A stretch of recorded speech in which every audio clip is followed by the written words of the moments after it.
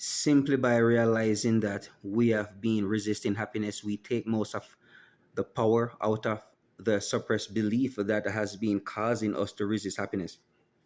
We don't have to do anything to be happy. Instead, we need to stop doing what we are doing that makes us unhappy. There is only one thing that causes unhappiness: attachment. Attachment comes when we hold on to something for fear of losing it because we believe that we can't be happy without it.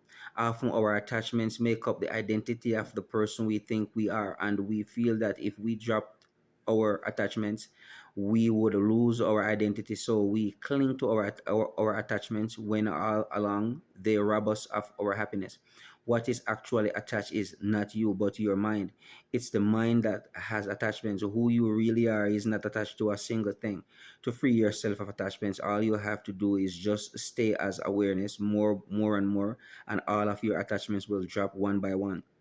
You can be happy in this very moment no matter what is going on around you. Happiness is not something you have to look for or wait for. You can't acquire happiness, you can only be it. If you are happy, you are being your true self.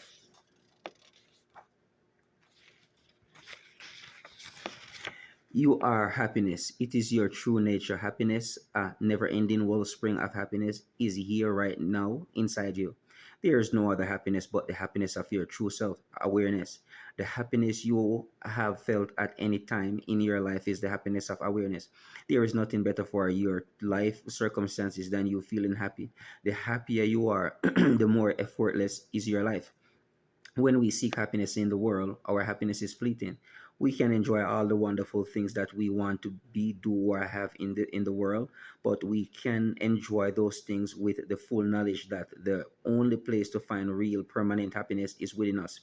Your thoughts determine how you are feeling. So if you are not happy, it's because you are thinking about something you don't want. Standing between you and the permanent happiness and who you really are is one thought: I don't want this. When you feel pain or some hurt from a situation, let that hurtful feeling be a wake up call telling you that right now you are believing negative thoughts that are not true. Many of us unintentionally resist being happy. This life is a dream. The whole world is nothing but a dream, illusion. In your night, in your night dreams, your mind creates an entire world and makes everything so real that you don't question it until you wake up. The waking state is also only an extremely convincing play that consciousness is producing. Because the mind is mechanical, if we live from our mind, our life is mechanical. When our mind is running our life, we are prevented from seeing the world as it really is. When you wake up, you will be in the world, but not of the world. The mountain of consciousness is a metaphor for consciousness. Your perspective of life expands as you get higher. At the top of the mountain, you can see the beauty and perfection of absolutely everything. Your mind is made up of thoughts, and the thoughts it produces are coming from programs formed by your beliefs and held in your subconscious mind. The subconscious mind stores our beliefs, memory, personality traits, automatic processes, and habits. Its operation is no different from that of a computer. The first step to freedom is when we understand that our thoughts create our life. What you think is what manifests. You are prospering when you are expanding along all lines: spiritually, mentally, intellectually, and financially. You should have all the money you need to do what you want when you want to do it. Your subconscious mind accepts the dominant of two ideas: reason out clearly all the reasons why all things visible and invisible come from the source. All things made by humankind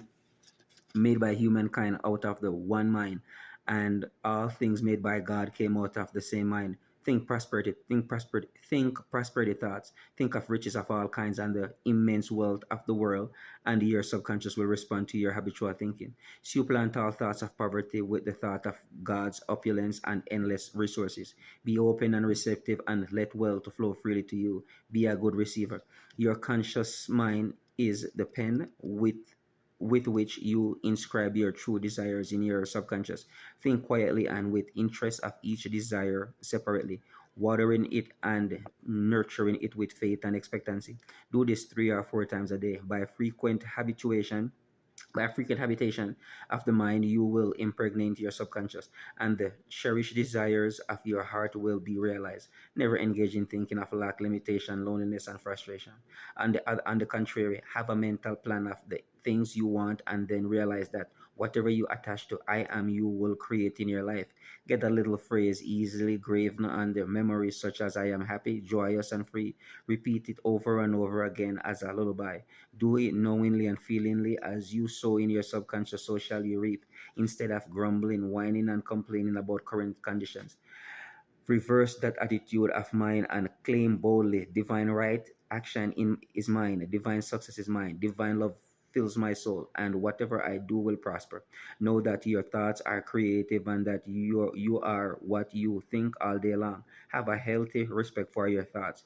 Your thought is your prayer. Begin to contemplate that God's beauty and riches flow freely through your thoughts, words, and deeds, and you will experience the results of your thinking. Furthermore, you will be able to pass on to your family the riches acquired by contemplation. You must have in order to give. Only rich people can contribute richly to all. The poor cannot give. When you are in a quandary and are dealing with difficult people, it is a good thing to write out clearly your desire as follows. This too will pass away. There is a divine and harmonious solution through the wisdom of my subconscious. I lose it and let it go now. I lose it and let it go now. Put this written prayer in a folder marked with God. All things are possible. This is a symbolic way of releasing it, and it works wonders. Life is a mirror for the king and the beggar, reflecting back to each of us precisely that which we deposit in our mind. I have conducted group prayers on New Year's Eve where each person writes out his or her heart's desires. These prayers are sealed in an envelope, locked away for 1 year, and opened the following New Year's Eve.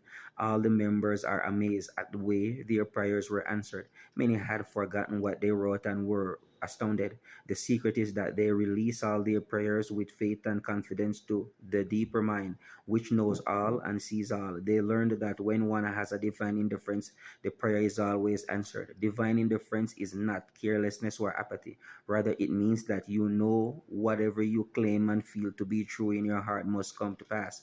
Therefore, you wait for the answer with greater faith, assurance, and conviction that the person who waits for the coming after dawn. The meditation at the end of the chapter will yield you amazing benefits for daily living.